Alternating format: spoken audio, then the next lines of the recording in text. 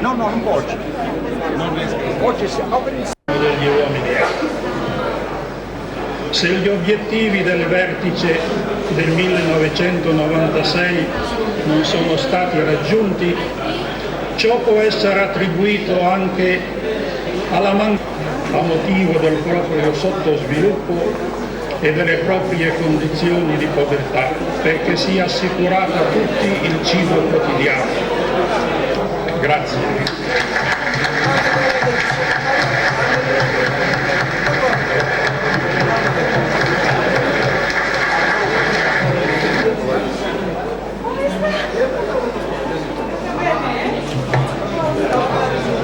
Monsieur le Cardinal, je remercie votre éminence de nous avoir porté un message de bonté et de sagesse de sa sainteté, le pape Jean-Paul II, qui a toujours soutenu l'AFAO pour qu'il y ait du pain pour tous, fiat panis.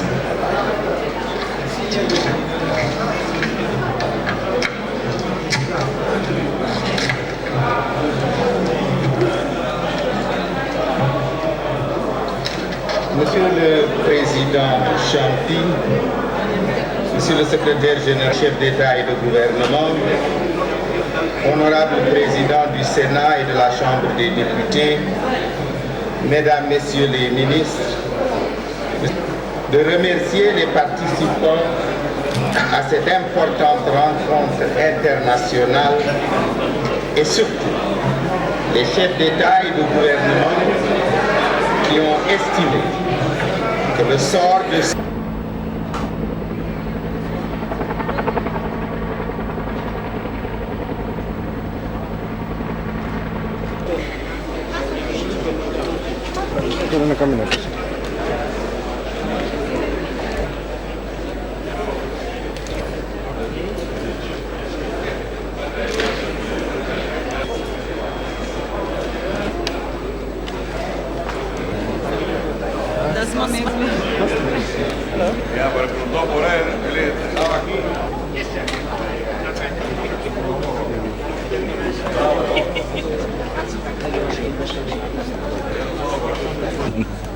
Sidang DPR pindah di sini.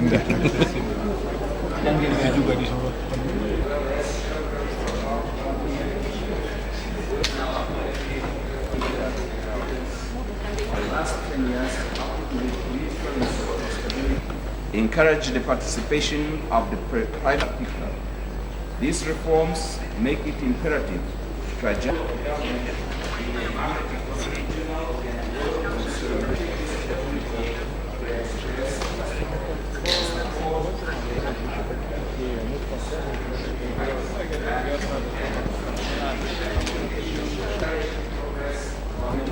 In conjunction with FAO and other cooperative partners, as well as the efforts in the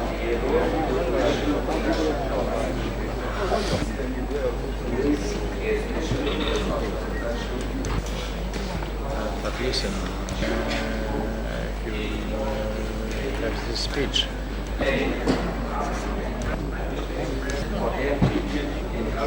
Excellencies and distinguished delegates, ladies and gentlemen, it is a distinct honor and pleasure for me, on behalf of the people and the government of Indonesia, to be able to address this World Food Summit.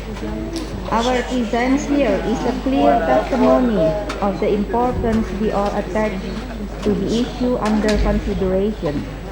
Whatever format and approach we are using to reflect on the issue of food, there still exist many problems and even challenges we ought to deal with. Amidst the continued increase in the global food production, yet we witness food shortages or even hunger in many parts of the world. Hard work to expand farming land, support towards research and development in agriculture technology, introduction of improved species, application of new technique in the field extension and other efforts aimed to increase food production, all do not seem to show the projected outcome. All seem beset with or stumble over classical problems of macroeconomy. Difficult situation in some countries as a result of the financial crisis at the end of the last century has brought about new problems, particularly with more people living in poverty and the decrease in their buying power. Admittedly, for us, such a picture is hanging over our national lives. Many other developing countries, which large population may encounter similar difficulties. The already limited resources cannot but be devoted to financing food safety net programs for poor households. It is universally well known that in order to prevent the widespread and the lessen the number of people living in poverty, many countries have to make use of foreign assistance and debt. It looks ironic, but it does show the reality in which many live. They are increasingly entrapped in the problem of foreign debt, which in turn complicates them with more complex one. Many programs to promote the increase in food production inter alia through the empowerment of farmers, the application of appropriate technologies aimed at improving efficiency, productivity, and income seem very difficult to implement and remain beyond reach. So does the intent to extensively benefit from potential local resource diversity through diversified food production and consumption. It somehow remains the intent. With all those difficulties, many countries suffer from an increase in the number of people living in poverty. We in Indonesia do have such a bitter experience. Our hard work for tens of years were almost wiped out.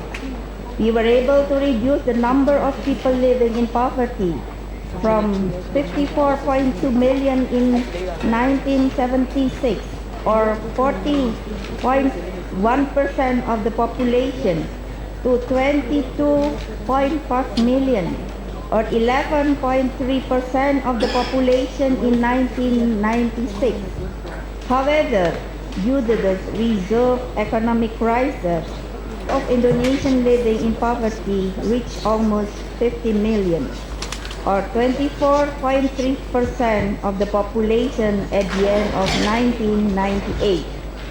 Not only do the poverty and the decreases of the buying power present enormous problems, but also pose obstacles to the implementation of agriculture and food programs. We are in a situation as if we have to work from the start. Now, we have come to a new understanding concerning the well-known words of food security.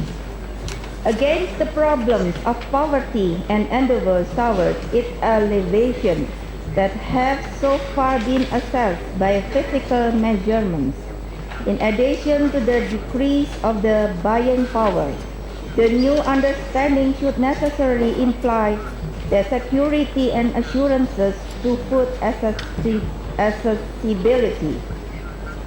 The absence of financial and physical access to sufficient food will only make food security part of the problem, not the solution. This is the underlying problem before us. Therefore, we have set poverty alleviation and various related policies as our national priority. In fact, we mobilize almost all our resources to address the problem. Everything is geared toward the revival of our economic life and the restoration or the expansion of job opportunity. But the experience shows that more of the obstacles we are increasingly facing are not only due to our limited national resources, but also caused by the obligation to pay our foreign debt. We presume many other developing countries have to deal with similar conditions. Again, we are able to speak against our own experience. We have no intention to raise the issue for consideration by this August gathering, as we are fully aware of other proper forum for such a debate. Nevertheless, without an effective solution to the debt problem and flexibility for its rescheduling, I'm afraid efforts to fight poverty and to accomplish food security will not distance us from achieving it. In September this year, we will meet again to agree on concrete steps in order to carry out sustainable development. The objective we are trying to accomplish at the Johannesburg Summit actually corresponds to our deliberation here. After all, global endeavors for attaining sustainable development, whose purpose, among others, is for poverty alleviation and whose scope also contains aspects of agriculture and food resilience, as well as efforts to preserve natural resources and biodiversity, will ultimately be affected by the way foreign debt is settled. At home, the problem has indeed become a particular national homework for each of us. However, in this fast-changing world, we increasingly feel that peoples and nations are interdependent, mutually influencing, and in need towards each other. The basic line for us to draw is that there is an urgent need for a closer, more concrete, and more genuine cooperation so that we can work together to overcome any common problem that may arise. In line with this appeal for cooperation and the spirit of the Rome Declaration we adopted 5 years ago, I would like to affirm Indonesia's support for any cooperation program to fight poverty and hunger. Thank you.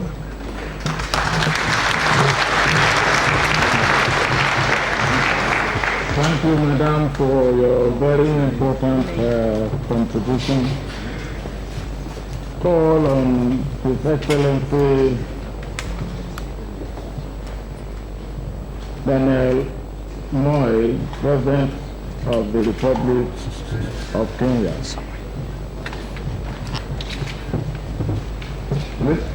Mr. Chairman, Excellency Head of State.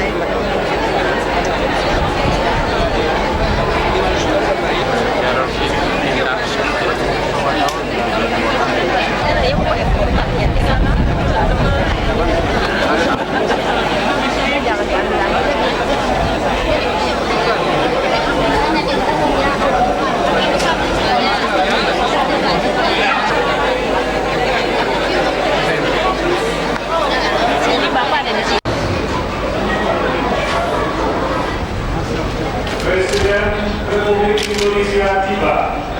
Hadirin dimohon berdiri.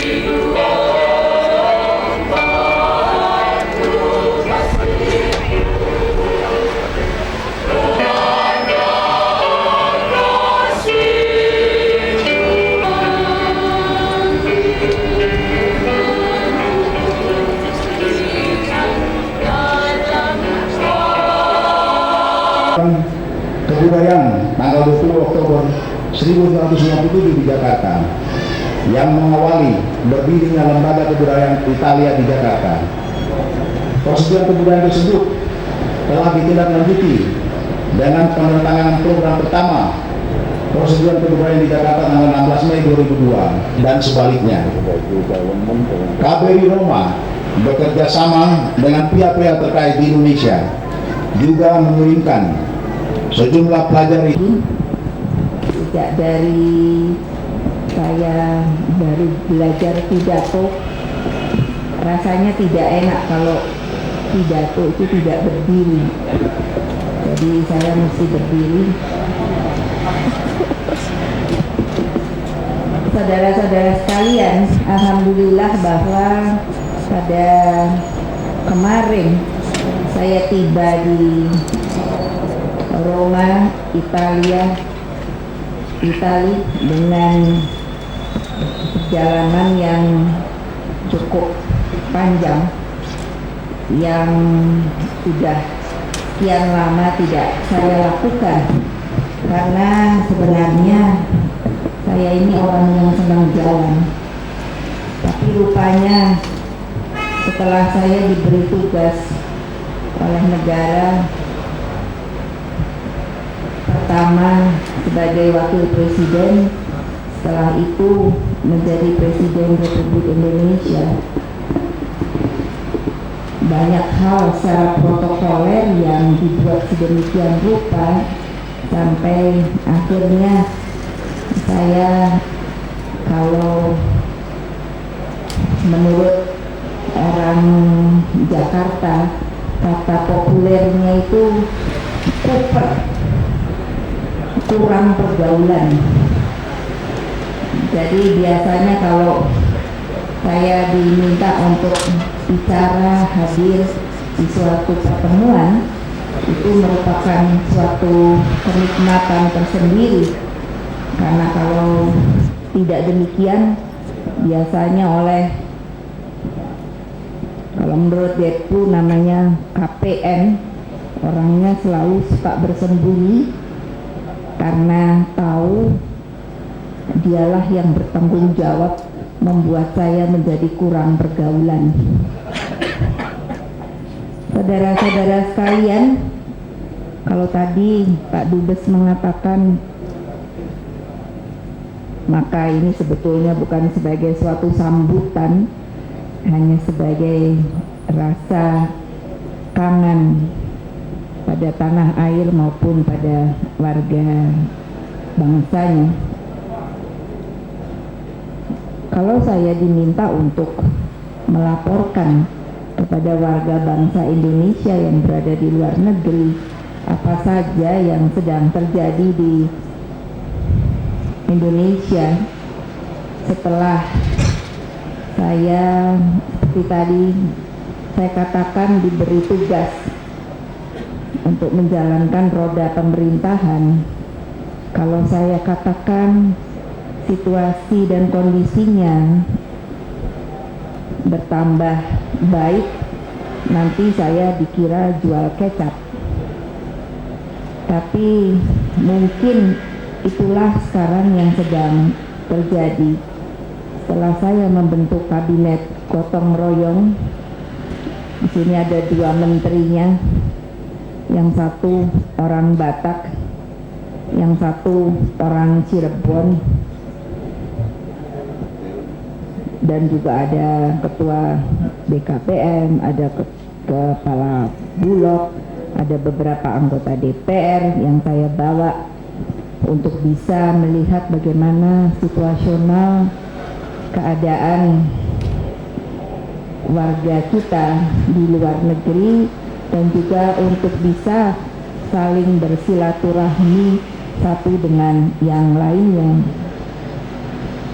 Maka sebenarnya ketika itu saya merasa sangat tidak bisa dikatakan, aduh ternyata beban yang ditaruh di pundak saya itu sungguh luar biasa beratnya. Ketika itu saya sepertinya hanya melihat suatu buntalan benang kusut yang saya tidak tahu ini harus diapakan. Dan waktu itu saya segera mengatakan, oh, pemerintah saya adalah pemerintah keranjang sampah yang banyak sekali diinterpretasikan dengan segala macam. Padahal sebetulnya memang keranjang sampah. Begitu banyak persoalan yang sepertinya tidak bisa terselesaikan, yang sekarang ini saya katakan pada anggota kabinet saya, tidak ada jalan mundur, kita harus terus jalan dan hanya bisa dilakukan dengan kerja keras. Kita coba uraikan simpul-simpul yang macet, lalu mana yang harus kita prioritaskan, mana yang harus kita tidak bisa diselesaikan lagi, ya artinya ya sudah ditaruh saja, mungkin satu saat bisa kita selesaikan, yang rupanya membawa suatu persoalan bukan hanya pada roda pemerintahan tetapi juga kepada tanggung jawab saya sebagai presiden, karena seringkali saya harus memutuskan suatu persoalan yang sangat dilematis. Kalau ini saya putuskan bagaimana, kalau ini saya putuskan bagaimana. Tapi alhamdulillah bahwa berjalan 10 bulan ini saya melihat bahwa kita berada kepada satu jalur yang cukup baik untuk bisa kembali membangun diri kita. Kalau saya katakan bahwa sebenarnya Indonesia sekarang sudah tidak berada di dalam krisis lagi. Kita sudah keluar dari krisis itu, hanya memang belum bisa berjalan secara normal seperti pada saat sebelum krisis. Keadaan di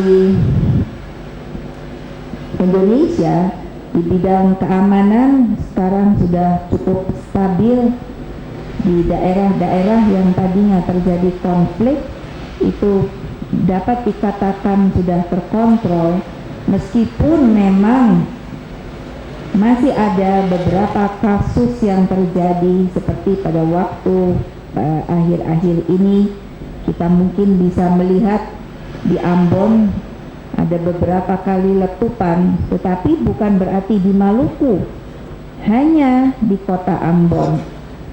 Keadaan Maluku Utara, di Irian, di Aceh, di Poso itu sudah mereda, dan dengan demikian kita bisa mulai masuk ke dalam mengatasi problem di bidang ekonomi yang juga sekarang saya lihat praktis. Yang masih menjadi masalah yang berat adalah masalah perbankan, meskipun apapun yang kita coba urai, karena ini memang urusannya pundi-pundi, jadi memang harus perlu kesabaran di dalam mengurainya, karena tidak bisa drastis demikian saja, karena itu pun akan mempengaruhi seperti yang sekarang dikatakan nilai rupiah semakin menguat, begitu juga keadaan di bursa. Jadi ini harus selalu dipertahankan dan mudah-mudahan ini bisa berjalan terus sampai akhir tahun. Begitu juga di bidang sosial dan budaya, saya melihat bahwa segala sesuatunya mulai berjalan secara baik. Saudara-saudara sekalian, sampai akhir masa jabatan saya yaitu 2004, ada dua hal yang sangat krusial yang kita akan hadapi, yaitu nanti di bulan Agustus akan ada sidang tahunan, dan di 2004 tentunya semua sudah tahu kita akan melakukan pemilihan umum kembali, dan ini merupakan pemilihan umum kedua setelah kita masuk ke alam reformasi. Sidang tahunan yang akan berjalan ini mudah-mudahan bisa berjalan dengan baik karena merupakan satu sidang yang sangat strategis bagi kehidupan berbangsa dan bernegara. Karena di situ sekarang sedang berjalan di mana konstitusi kita sedang diamandemen. Dan ini tentunya akan banyak mempengaruhi jalannya kehidupan kita sebagai suatu bangsa. Saya memang sangat berharap bahwa kondisi yang ada ini tetap terus bisa dipertahankan sampai di 2004. Di dalam masalah untuk menghadapi pemilu, kalau kita juga mengetahui maka begitu banyak sekarang mereka yang mendirikan partai baru, yang saya kadang-kadang berpikir bagaimana nantinya akan melihat gambar mereka. Sekarang ini sudah ada di sekitar, saya tidak begitu tahu persis, tapi sudah ada sekitar 200 nama yang muncul kembali yang ingin menjadi suatu partai. Padahal jumlah yang ada pada waktu yang lalu adalah 48. Kita sendiri belum tahu kapan nanti ini setelah terseleksi itu akan menjadi berapa jumlahnya. Jadi tentunya bagi kita, artinya warga yang berada di luar negeri, saya berharap bisa mengikuti perkembangan yang terjadi di tanah air ini, terutama tentunya untuk melihat nantinya tanda-tanda gambar tersebut.